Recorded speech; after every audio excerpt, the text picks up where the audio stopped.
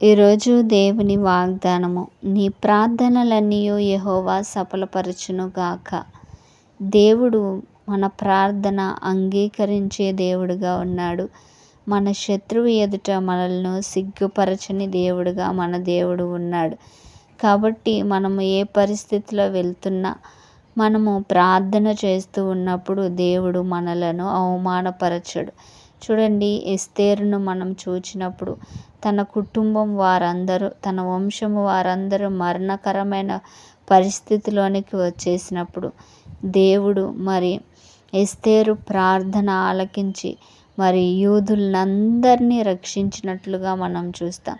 కాబట్టి మన శత్రువైన అపవాది ఎదుట మన తలని ఎత్తువాడు మన దేవుడు. కాబట్టి మనము కృంగిపోకుండా, పడిపోకుండా, అవమానపడకుండా మన దేవుడు మన ప్రార్థన ఆలకించి మనలను హెచ్చించే దేవుడుగా మన దేవుడు ఉన్నాడు.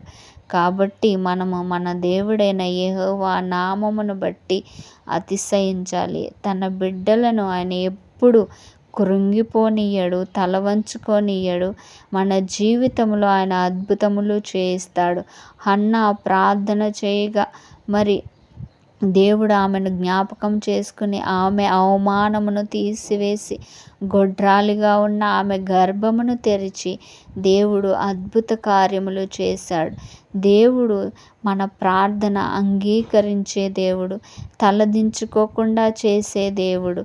గొడ్రాలి అయిన హన్నాకు సమూయేలు వంటి గొప్ప ప్రవక్తను దేవుడు అనుగ్రహించి మరి ఆ గ్రామంలోనే, మరి ఆ దేశంలోనే యూదులకు మరి ఇశ్రాయేలీలకు న్యాయాధిపతిగా ఉన్న వ్యక్తిని దేవుడు అనుగ్రహించినట్లుగా మనం చూస్తాం.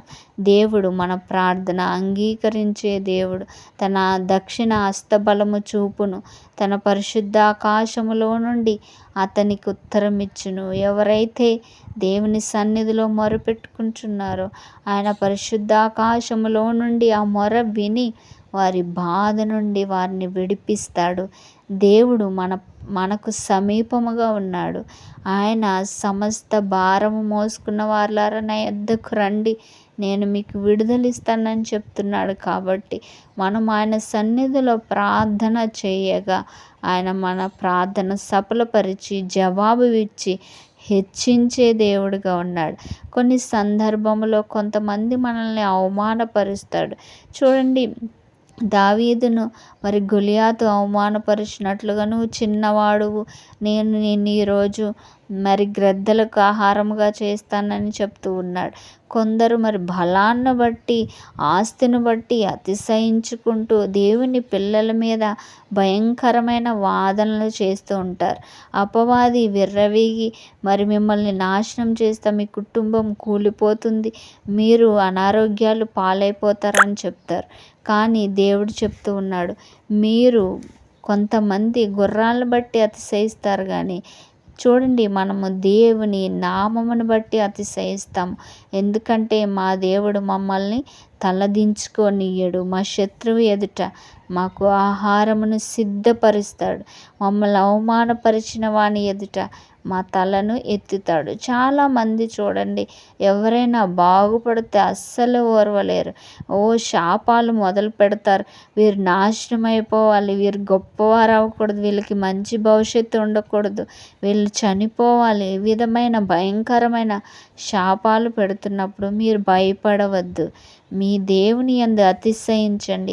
వారి ఎదుట దేవుడు మీ తలను ఎత్తుతాడు. ఎందుకంటే వారిలో అపవాది ప్రవేశించి వారు సంతోషంగా ఉండరు, ఇతరులను సంతోషంగా ఉండనియరు. అలాంటి అపవాది ఎదుట దేవుడు మనలను హెచ్చిస్తాడు. వారి కొరకు మనము ప్రార్థన చేయాలి. వారు ఉన్న స్థితిలో అలాగే ఉండిపోతారు.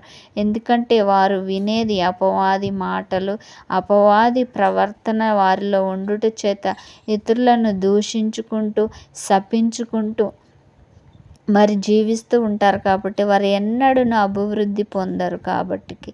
చూడండి, దేవుని వాక్యం చెప్తుంది మనం ఏది విత్తుతామో ఆ పంటనే కోస్తామంట. కాబట్టి మనం ఎదుటివారిని దీవించినప్పుడు దేవుడు మనల్ని ఖచ్చితంగా హెచ్చిస్తాడు. కాబట్టి ఎదుటివారిని శపిస్తూ ఎదుటివారి బాగు కోరుకోలేని వారు కూడా ఎప్పటికీ బాగుపడరని దేవుని వాక్యం తెలియజేస్తుంది. కాబట్టి నిన్ను ఎవరో ఏదో అన్నారని, వేలు పెట్టి చూపి తిరస్కరించారని బాధపడవద్దు. నీ తండ్రి వారందరి ఎదుట నీ తలని ఎత్తేవాడుగా ఉన్నాడు. మరి చాలామందికి తల్లిదండ్రులు లేని పిల్లలు ఉంటారు.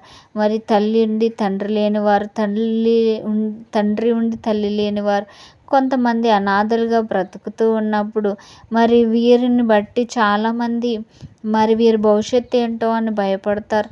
లేదా కొంతమంది హీనముగా చూస్తారు. అయితే తల్లి లేని వారికి ఆయనే తల్లి అయి ఉన్నాడు, తండ్రి లేని వారికి ఆయనే తండ్రి అయి ఉన్నాడు.